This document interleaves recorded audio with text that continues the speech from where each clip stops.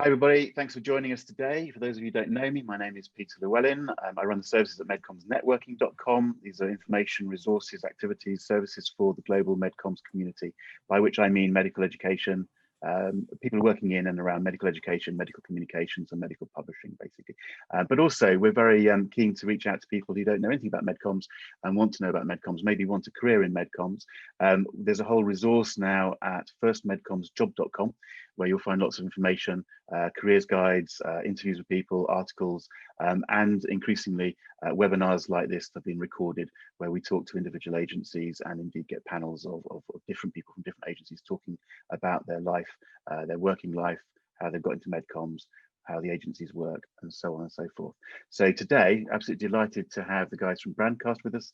They're going to introduce themselves, they're going to have a little presentation about themselves, and then we're going to run hopefully a lively Q&A with the members of the audience pitching in with their questions. So on that note, Rose, I'm going to hand over to you to introduce yourselves and run us through the presentation. Thank you very much.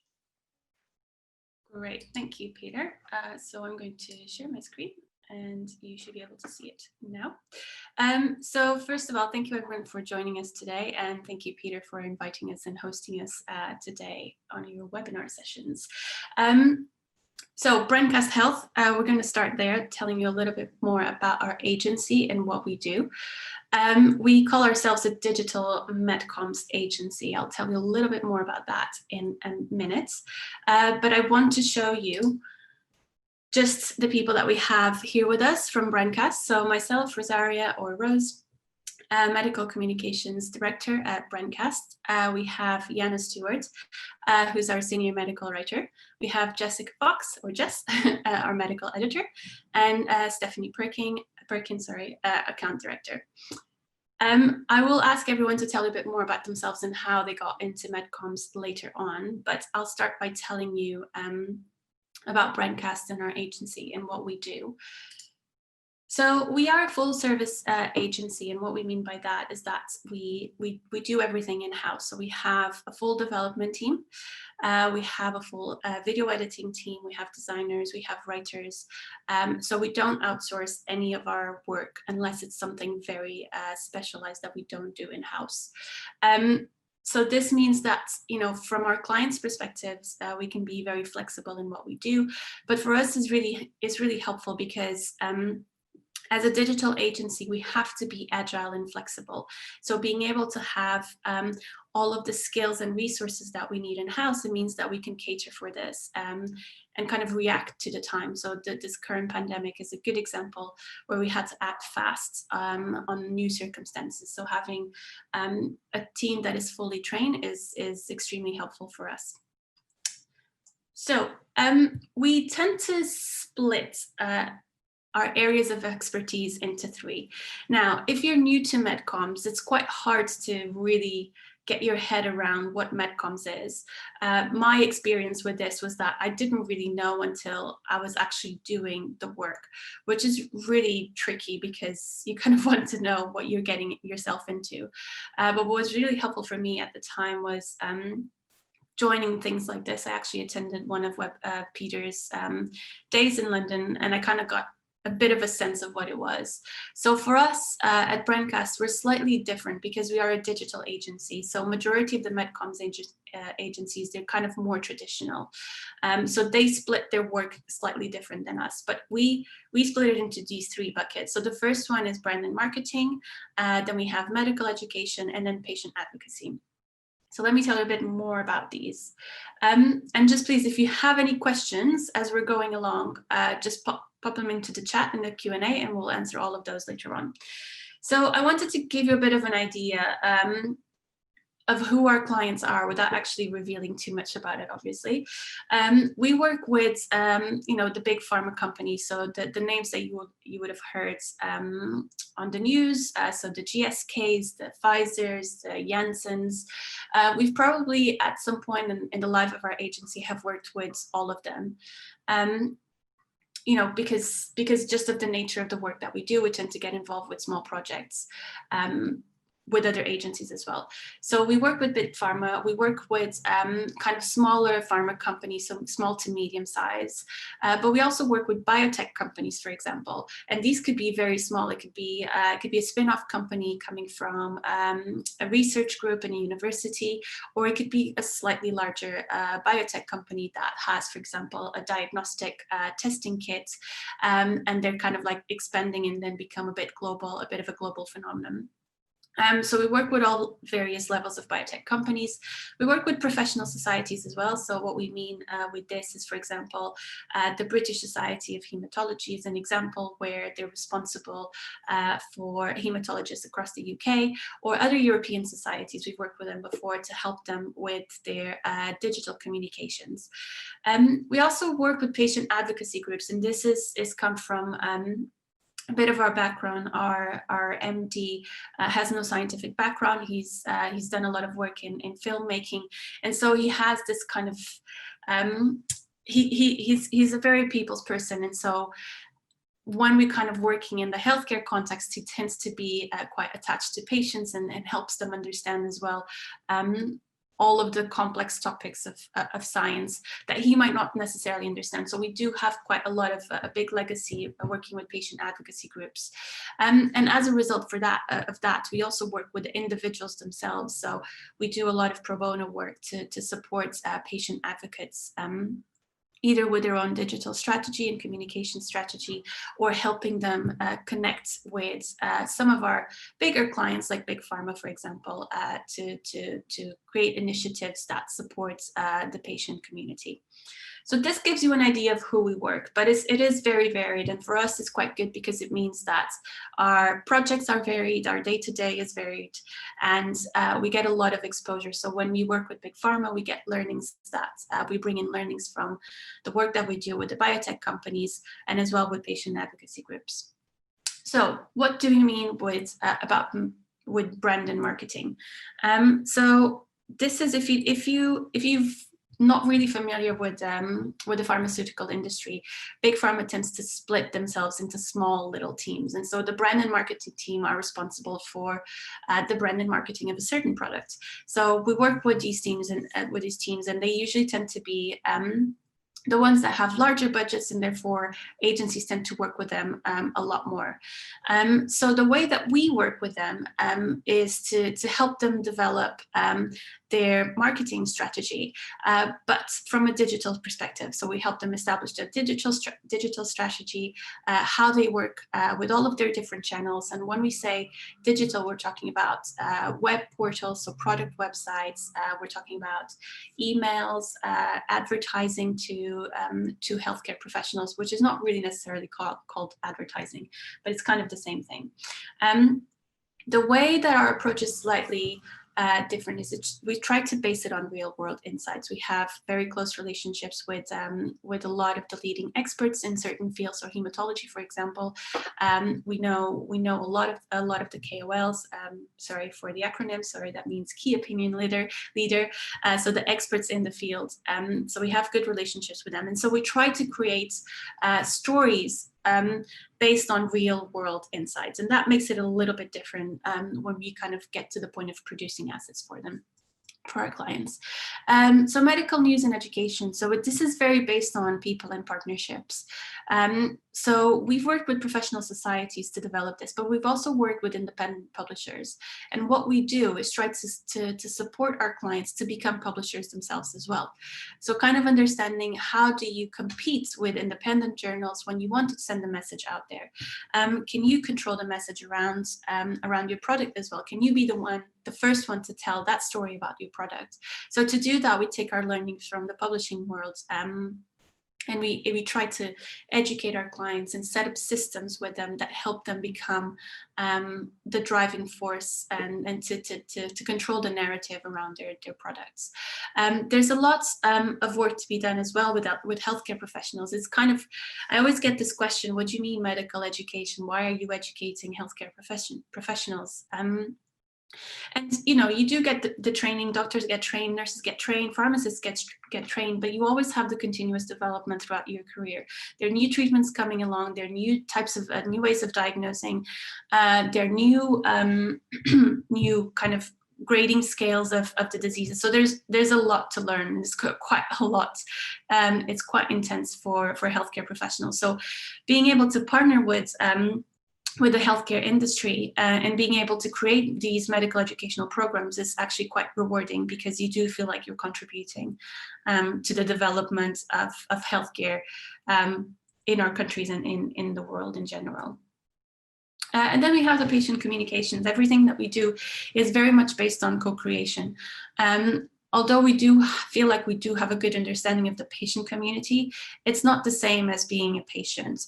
So it's always helpful to kind of partner up with a group, or to partner with patient advocates or patients themselves, to understand what their needs are, and to make sure that whatever we create with our clients is then is useful for the patients that we're working with. So I wanted to show you a little bit of our work and what we do, because it's quite hard to kind of understand, okay, you work in MedComms, but what is it exactly that we do? So being a digital agency, we do start at the start, obviously. So the digital strategy. So a lot of our clients want to become omni-channel. And when you kind of get into MedComms, you will know, like any other industry, there's so many buzzwords. Omni-channel is another one.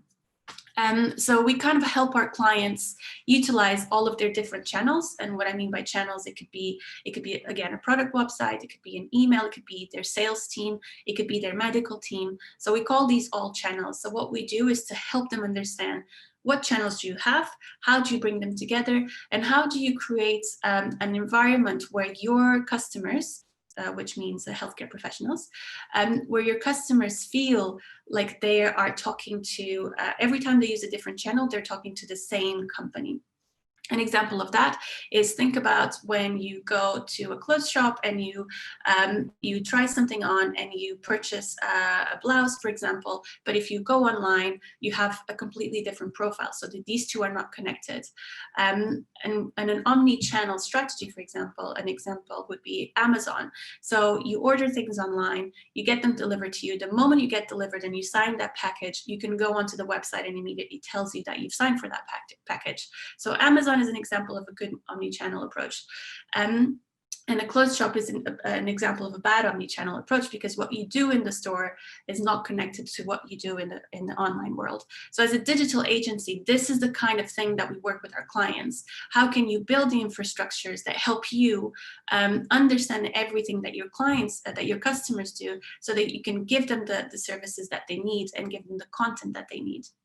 So it starts here, but then what we end up creating, it could be a variety of different things. So we obviously have a strong heritage on digital production. So this could be websites, mobile apps, e-learning, digital campaigns, or even anything that is a bespoke solution for our clients' challenges.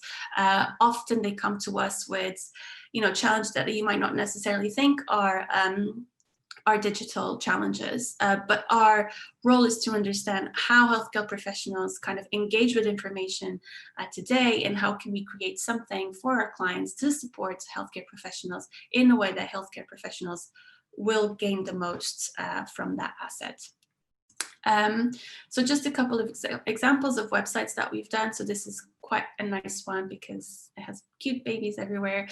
So this is for a private hospital. Another one that we've done recently for regenerative medicine biotech. So this is quite cool because we get to be a little bit more creative with what we do, compared to big pharma companies.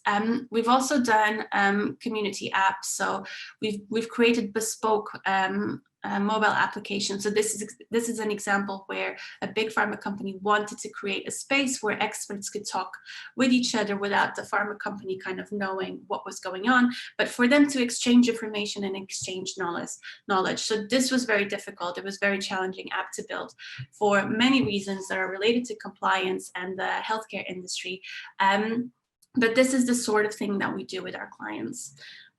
We've also worked very closely with video journals. So VJ HemOnc is a platform that we help build. We'll still manage that platform. We work with the VJ HemOnc editorial team to ensure that it functions properly. And we've learned a lot from them. We've helped them launch VJ Oncology and VJ Dementia, for example. And we've learned a lot about digital publishing. And this is one of the things that we work with our clients in terms of medical education. What do healthcare professionals want to see? How do they engage with content? The other things that we kind of have done as well are patient apps. So we've worked with patient advocacy groups to try to understand some of their needs. These are some examples that we've done for chronic diseases where patients wanted to feel more in control of their own disease. So having a way of tracking their symptoms for themselves, it was very helpful instead of doing it in a piece of paper or trying to remember every time they went to the doctor exactly how they were feeling. We also do a lot of product launches, and this could be anything. So if we have a new treatment available, we'll help our clients develop the branding for the product. Sometimes if we're working with them at that level, or we might help them just create assets for the UK, let's say for example, to launch that product in the UK. So in this situation, we really need to understand healthcare professionals, how they interact with this sort of content, what information they're looking for, and then create assets that kind of fill those needs. We do a lot of video because this is, again, our heritage. Our MD that started the company, he was trained in filmmaking, and so this is kind of continued within our legacy.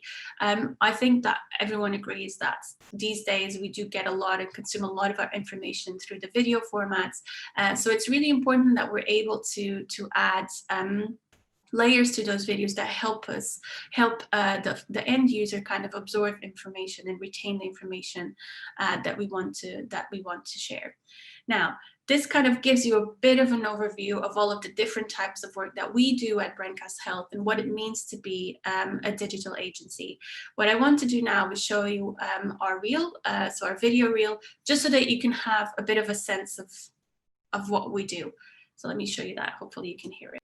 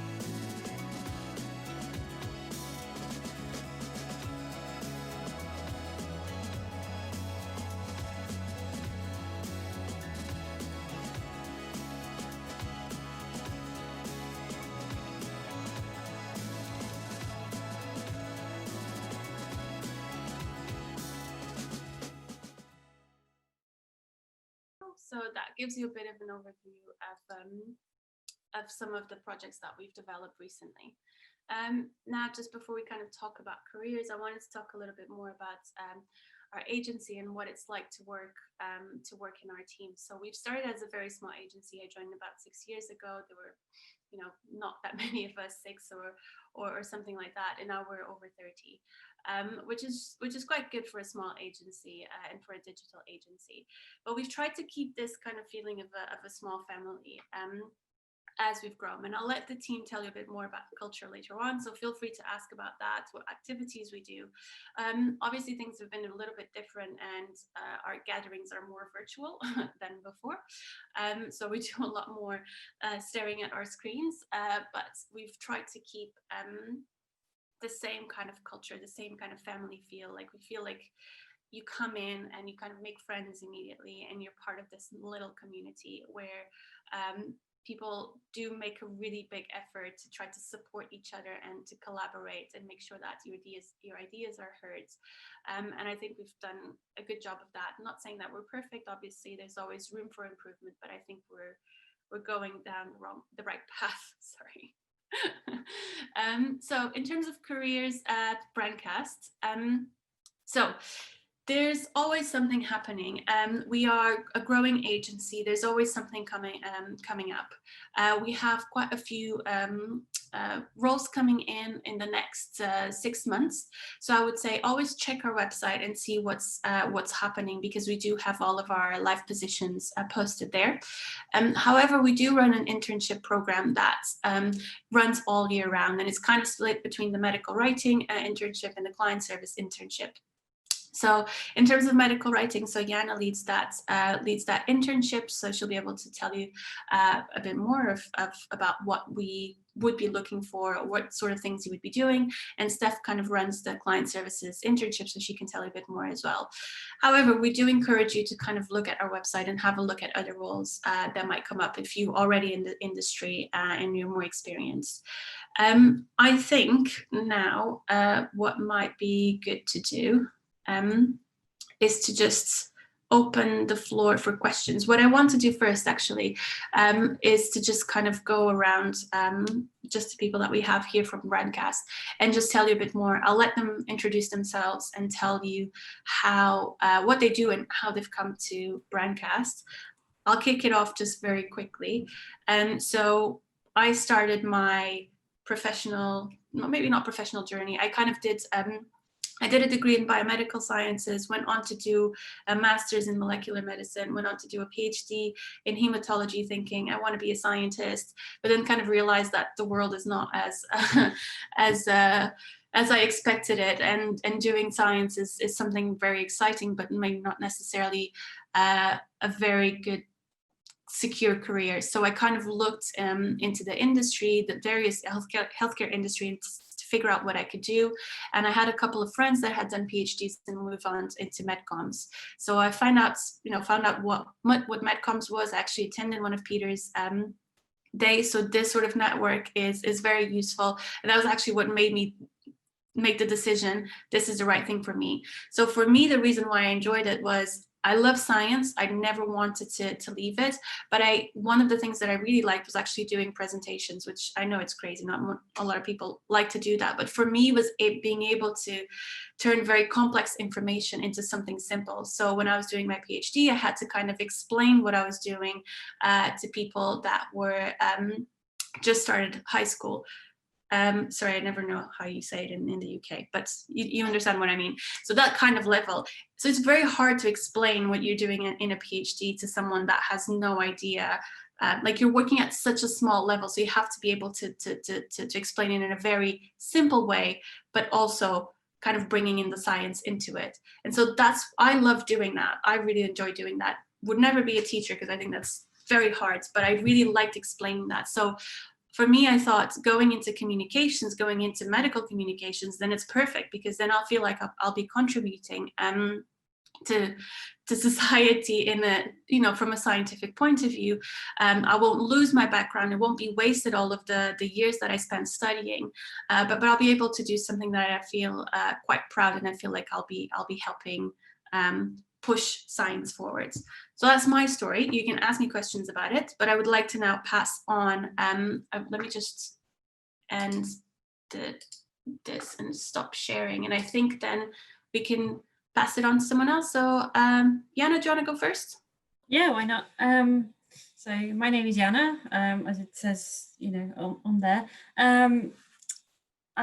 My background is completely different from Rose. I studied journalism at the bachelor level, and then I did political and social sciences as my postgraduate. And I ended up in MedComms by chance. I'd had a baby, I was jobless, I was looking for a way into having, a career in an area that would use my, brains and would be, hopefully ideally exciting, and where I would feel like I'm also contributing to society. And a job came up in a very, very small agency near where I lived, and the rest is history. I mean, the stars literally all aligned, and I was working on oral care products and really, really enjoying it. And yeah, I've never looked back since. It's evolved what I do and the products that I work on since those days of toothpaste and mouthwash. But I've since covered diabetes, HIV, cardiovascular disease, so many different aspects of blood cancers, hemonc stuff, and other oncology. And the biotechs that we work on, they're so fascinating. The products that they come up with, it's some of our clients, every time I work on them, my head just goes poof. How is that even possible? It's incredible. And not only, another bonus for someone who comes from kind of like a, more generalist communications and humanities background, is it also pays better. Compared to journalism, compared to normal copywriting, it's like, oh, the cherry on top. Why would you ever look at anything else ever again? And I've been part of Brandcast for not quite 18 months, but it's heading that way. I think a year and 5 months so far, something like that. And yeah, it was like home, literally from week one. I think the agency where I had been before that for 2 years was really where I cut my teeth as a writer, and there was a certain amount of apprehension about moving away from this big established network agency to a small independent outlet, and what that was going to feel like, and be like. And best decision ever, hands down. That's great. I'm going to slip into my role as moderator here and say thank you very much. That's excellent. But can we involve get some introductions from the other two? So I'm going to go in alphabetical order. Sorry, Jess, I'm going to choose you. Is that okay? Yeah, absolutely fine. So I'm a medical editor now. I've been with Brandcast since May. So my history is I studied sciences in school, and then went on to do linguistics in uni, and kind of came out not knowing what on earth to do with myself, but stumbled upon a massive MedComms agency that specialises in publications in Northwest, because I'm based in Manchester, and was really lucky, got the job there. And I'd never heard of MedComms before, had no idea what it was about. I came in as an editorial assistant, and have just kind of I've been moving smaller each time and getting into a smaller agency each time, but I'm traditionally just working in publications. So that's anything that's like the sort of big articles you'll imagine going into journals like the Lancet or Clinical Oncology. So I've come from sort of a humanities background and then fallen into MedComms, but it's kind of a similar thing as Yana. I love science, and I felt like because I hadn't studied science in uni that I would never be able to go down a scientific route. So I feel like I found myself in quite a unique position where I'm working with linguistics and the sort of things that I love doing in my degree, but overarching in the science industry. And so it's just really kind of challenging, and I learn a lot every day. So yeah, that's kind of my background. Excellent. Thanks, Jess. And Steph, introduce yourself. Yeah, sure. So my name's Steph. So I'm an account director at Brandcast. I've been with Brandcast for, I think I just saw my work anniversary pop up on LinkedIn the other day, actually. So for 3 years, which has flown by super quickly. So I did natural sciences at uni, at Southampton University. And then from there, which I think I have quite a traditional route into MedComms, which is pretty much just typing into Google, what can I do with my science degree?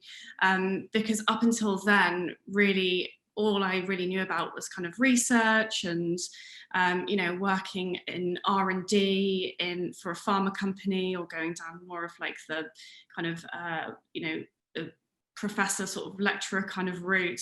I really just had no idea about the other possibilities. So I did kind of stumble upon MedComms, and I guess just to like cement what the other three have said, like it really felt like it was a calling. I think for me, I really liked the creative side of it. I didn't want to go down something that was just purely sort of technical or purely scientific, because I felt that that was missing a huge part of me as a person. And so I really enjoy the, you know, the collaborative approach between like the design team, the writing team, and then us in the middle trying to kind of work out what our clients need, and it's all just kind of putting our heads together, all with different areas of expertise, different areas of knowledge, you know, to produce some really exciting and some really unique, you know, unique things for our clients, and things that we're really proud of, which, you know, Rose showed on the show reel there as well. Excellent. Okay, thanks. Guys, we're going to open this up to a Q&A from the audience. We've already got comments and questions coming in. So those of you in the audience, just a reminder that you've got a chat button and a Q&A button at the bottom of your screen. So use those to send in those comments and observations and questions and so on. Part of my role in a situation like this is to just keep some context on this. Yeah, you know, we talk a lot about MedComms. There's people online who've been to a lot of these sort of MedComms webinar type things before. What I like about you guys coming on is you are a little bit different.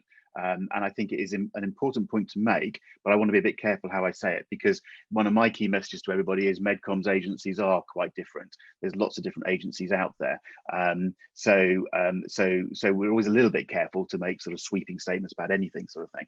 But, you know, more typical MedComms work is pubs work and so on, which Jess and so on talked about. You know, you are a little bit different. And I think that's important to make that point. And your backgrounds are a little bit different from what might be typically, you know, viewed as the norm sort of thing. Okay. So having said that, let's just a couple more questions about Brandcast itself, which I might have missed, but I don't think I did. Just clarify. You're based. Where are you based? Where are the offices? So we have an office in London and an office in Ipswich. In Ipswich, we have the creative team and the development team. In London, we have the accounts, so client services, the editorial services, except Jess, who's in Manchester, the video team. But obviously now we're working from across the country. And I think, just to add to a couple of questions that I saw come in the chat in terms of working remotely, to answer those as well. So obviously with the pandemic, before the pandemic, we didn't have people working remotely, mostly because collaboration is such an essential part of what we do. We never really thought that we could do what we do without being present. However, we were forced into it, and now we know that is absolutely possible. People work productively. We are still able to collaborate. We just have a different way of doing it. So we have changed a little bit. We have grown so much during lockdown that we no longer fit in our offices. So we will not go back to the offices in the same way that we were working before. It might be that we get a bigger office to fit everyone, or it might be that we will all have a mixed working from home, working from the office kind of scenario. And this will be purely based on each employee's, you know, situation. So for me, for example, if I can work from home, I probably will. But if someone just really, really wants to be in a room with other people, then we will make sure that they have the space to do that. So right now, our internships are all remote, and they will continue to be until further notice, as well as all positions as well. So Jess has been our first fully remote employee, but for example, Yana, who kind of can commute into work, is now switching to a full remote as well, even if we go back into the office.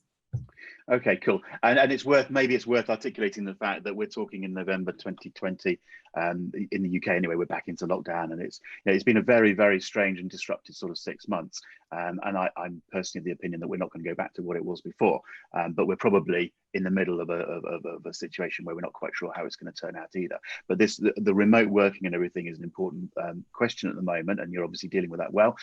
Jess, just touch on this. I mean, if you are did you say the first or the only completely fully remote sort of new person? How did the onboarding work? How do you feel about that aspect? So it is quite unusual because, even 5-6 months on, I still haven't met anyone I work with. And right, okay. People have, someone's since moved on that I work very closely with that I never had the opportunity to meet. So I think one part of the culture which is really important that I've actually seen doesn't exist with, some of my old colleagues in other places is that there is this culture of video calling and calling for just small questions and things. So there's always a sense of, you don't feel isolated, you don't feel like you're a silo and that no one's interacting with you. I actually found the onboarding process pretty good, and I'm not sure whether that's because I came from a position where I already had experience in my role, so it was quite easy for people to drop things on me or brief me and me to just pick up and go with it. And I'm not sure I can speak for someone that was coming in at an entry-level role who had no experience. I think there are a lot of sort of there's a lot of technology to facilitate onboarding and supporting people face-to-face, even if it's sort of virtual face-to-face. And we do have a few sort of fun non-work related things that go on, like we'll have an odd drawing challenge, once every 2 weeks, or like silly quizzes and things. So you're building a relationship with the people around you. Okay.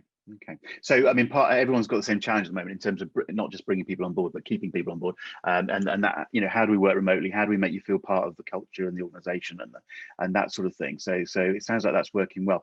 Just on the other side of the flip side of that, what's been very disrupted is how the clients are working and the sorts of projects that people are doing this year.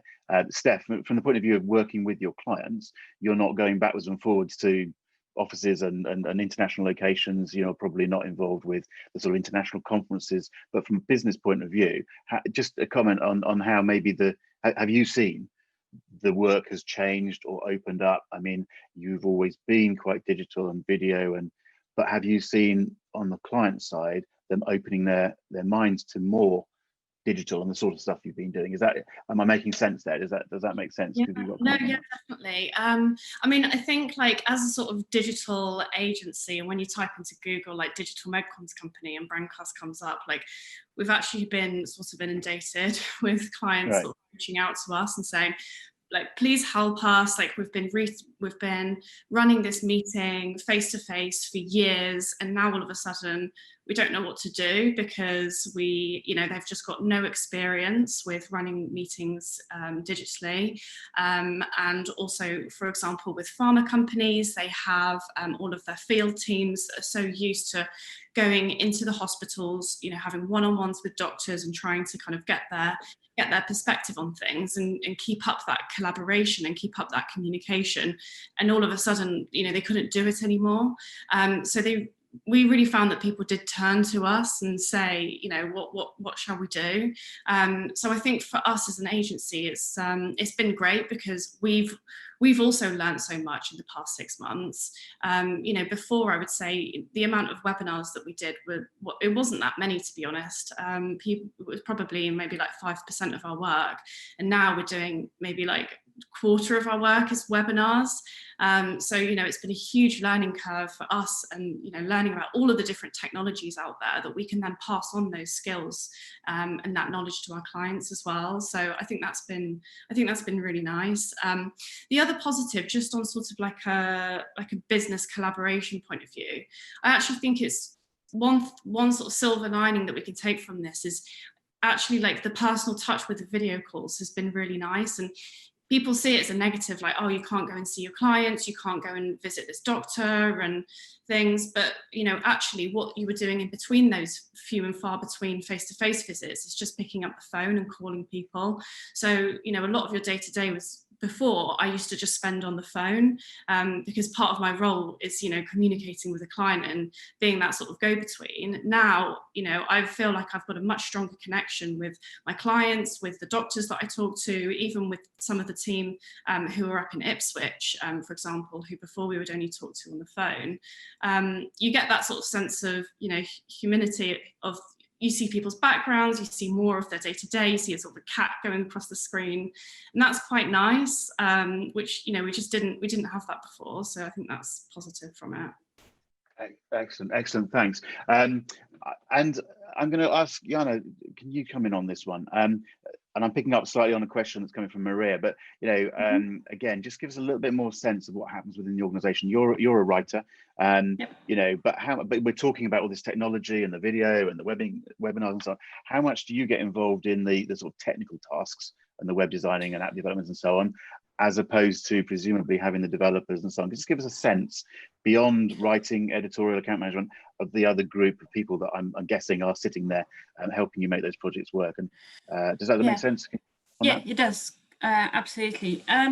So as a writer, I will think about I'll think about the client's objective. Okay, we want to get here. So what's the story that can get us there? And what platform are we going to use, and how is that story best told on that platform? And so you get a really lovely mix of storytelling and user experience design. And so I'll think about the story, and I'll think about the elements of how it's told and what we need to tell it effectively. And then I'll work with the designers and I'll work with the developers, and they will actually do the technical stuff. I mean, I can't code, and I don't work on Photoshop or in design. It's, I've got maybe some basic skills, like maybe I can change a color or whatever on Photoshop, but it's not my forte, and it's the designer's forte. So that's where our collaboration with them is really invaluable, and really everyone brings their strongest points to the project. Okay, and I guess one of the things I like to try and bring out in these situations, and I say it particularly for the writers, it's probably unfair to do that, but it seems to be a particular conversation around the writers. You're working as part of a team. You're not just sitting there and writing something. This is a collaborative process. You're working with a team of people, not just maybe other writers and editors and so on who are criticizing your work, but the creatives and the developers and so on, who are very different sorts of people. And you've got to pull that together and as a team make a project work. For a client, he was a very different sort of person. And so a lot of this is about, and if people are looking at MedComms or anything like this, it's like that understanding that you're one of a team of people, and that needs to all work to the common goal, sort of thing. Absolutely. Okay. Okay, cool. All right, I must admit, I've got one eye on the clock because we're already ticking over a little bit what I wanted. So what I thought, if we can, from the point of view of the video recording, is draw a halt to this. Those people online, please don't go away. And we have got questions we can pick off individually. But I think what we've had today is some very, very nice insight from you all. So thank you very much for that. And a flavour of a slightly different sort of agency environment to some of the others we've had on these sorts of webinars. So thank you very much. Rose, I was just going to ask you to finish and basically just remind everybody, if they're interested in contacting you, I should say everybody, I'm guessing, is happy for them to contact you via LinkedIn. But the web address is, you tell the web address and that will point them in the right direction. Yes, so please do reach out to any of us on LinkedIn. We do this all the time, so do not feel shy. Our web address is www.brandcasthealth.com. You can also just Google Brandcast Health. You can Google Brandcast. You'll get to us some way. Excellent. Excellent.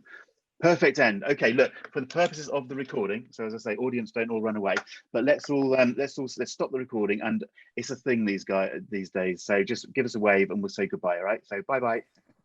Bye.